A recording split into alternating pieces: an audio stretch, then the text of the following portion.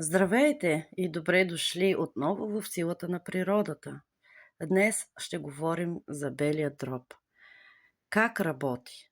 Всеки човек има два бели дроба – десен и ляв.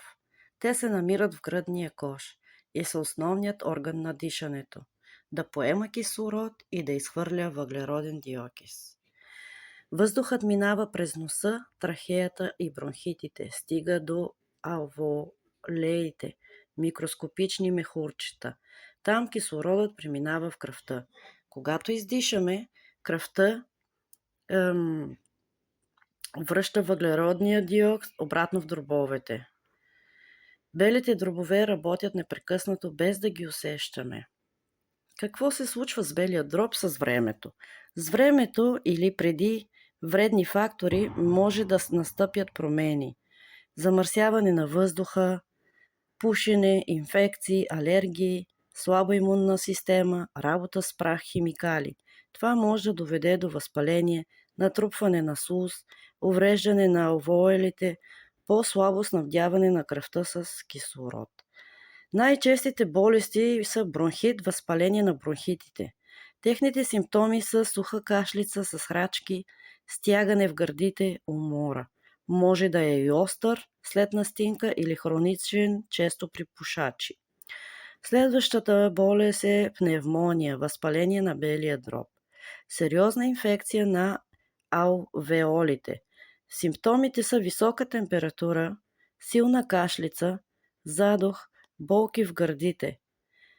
Следващото е астма, хронично заболяване, при което бронхитите се свиват.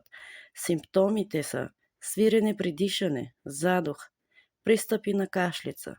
Често се отключва от алергия, студен въздух, прах или полен. Другата болест е ХОББ, хронична обструктивна белодробна болест. Среща се най-често при пушачи. Характерно е постепенно увреждане на дробовете, постоянен задух, хронична кашлица. Белодробна фиброза. Белодробната тъкан става твърда и губи еластичност. По-малко кислород, трудно дишане. Рак на белия дроб. Едно от най-сериозните заболявания.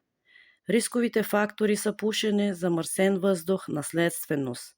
Ранни симптоми често са слаби или липсват, не се усещат.